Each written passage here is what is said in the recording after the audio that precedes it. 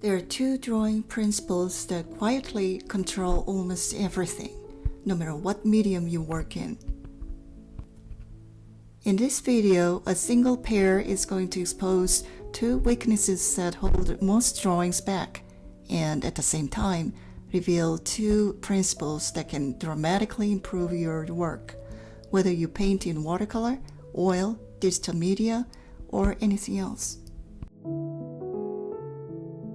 Most drawing problems stem from these two core issues: inaccurate form and weak three-dimensionality. The examples you're about to see show something very common I often encounter. Even though some of these were beautifully rendered, the forms still feel flat due to a limited value range, and the structure underneath isn't clearly defined. This lesson is designed to help you fix exactly that. Once you understand how to address these two fundamentals, improvement happens quickly in both drawing and painting. There is a huge difference between drawing awareness of those key points and drawing without noticing them. This method was introduced in more depth in my earlier video, How to Draw Everything. Here I'll briefly highlight the core idea so we can move forward. To create three-dimensionality, construct the object as a solid mass, as shown in this small planet drawing. Rather than blending, separate light and shadow clearly. This turns the pear into a rough structural draft with a few large planes.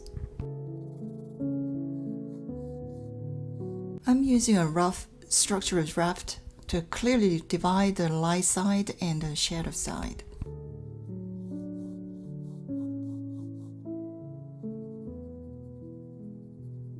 Now plug in those value zones with a cross-hatching without adding any detail yet. Focus only on the overall mass.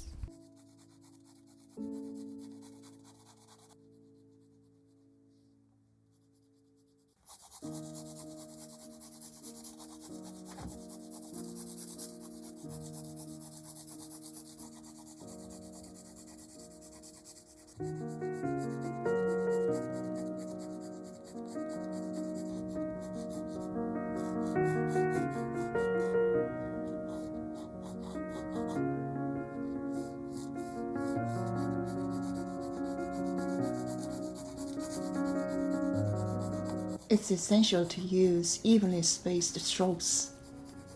Also notice how I change the angle with each additional layer. For cross-hatching technique, refer to the earlier cross-hatching exercise.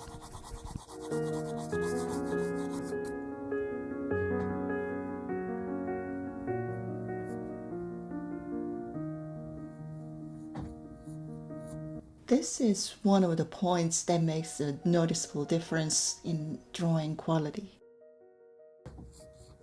When the contour changes direction, it signals a change in dimension, and the value should change with it because they receive different amounts of light. Paying attention to these shifts alone can significantly improve your drawing.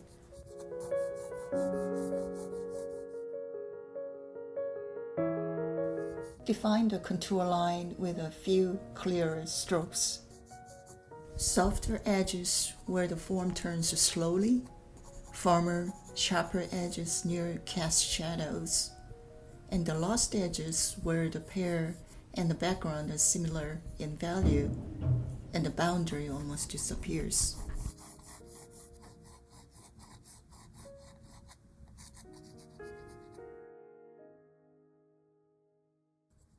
Once those big value zones are in place, you can move to the second stage, the value control map. Each line marks a shift in value like a topographic lines on a map. You can use this as a mental map, but beginners often benefit from making it physical. This forces you to pay attention to every value change instead of guessing. When the value zones give you the big structure, the value control map gives you the nuanced transitions that make the pair feel truly three-dimensional.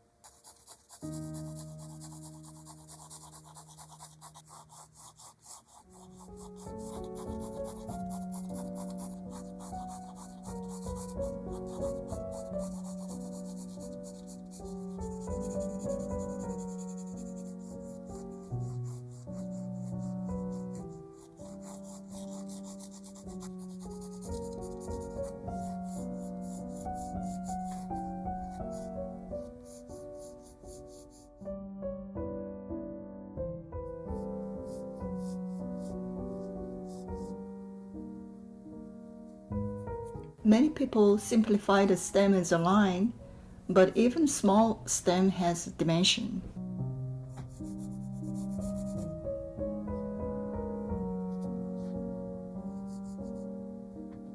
The top of the pear and its neighboring planes receive different amounts of light, and the values should reflect that.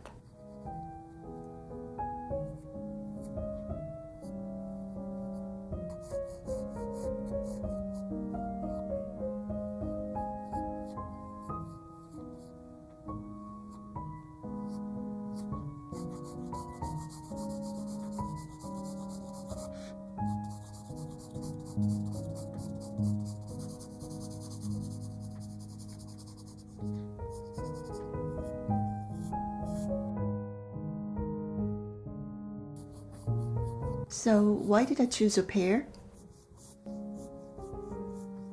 It's simple enough that you are not overwhelmed, but complex enough to be interesting.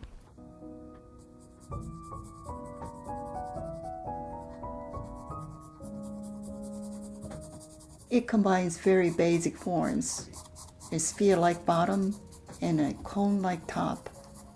Yet, it's also an asymmetrical organic shape with distinct planes and subtle turns.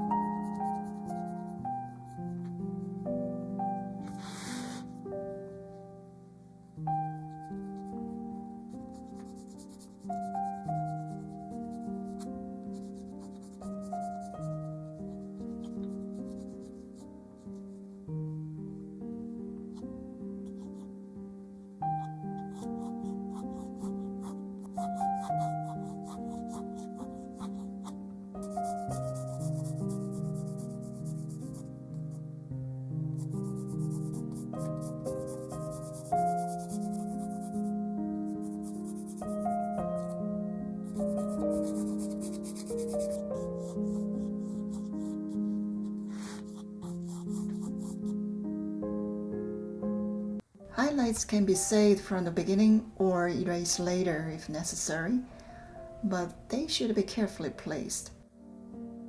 Even within highlights, values vary. They are not always the lightest possible value. In some cases, the shape of the highlight also needs to be defined depending on the surface.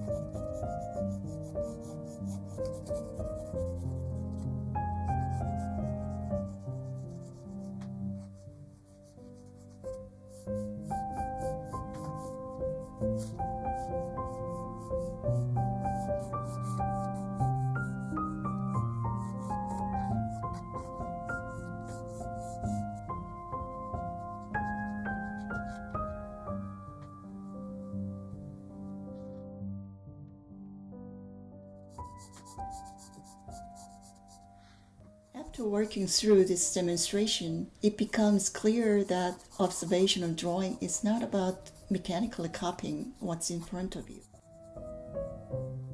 Drawing is a way of learning how to see, how to understand form, light, and structure, and how to control them intentionally. When people say drawing and painting, they often talk as if they are two separate skills. In reality, drawing is the grammar of a painting, and one can say color is the vocabulary laid on top.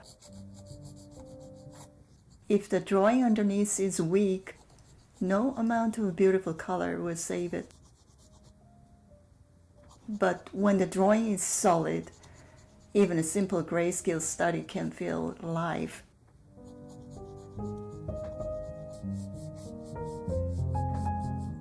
What you have seen here with a Pear applies to everything: still life, portraits, landscapes, and even abstract work. The subject changes, but the principles don't.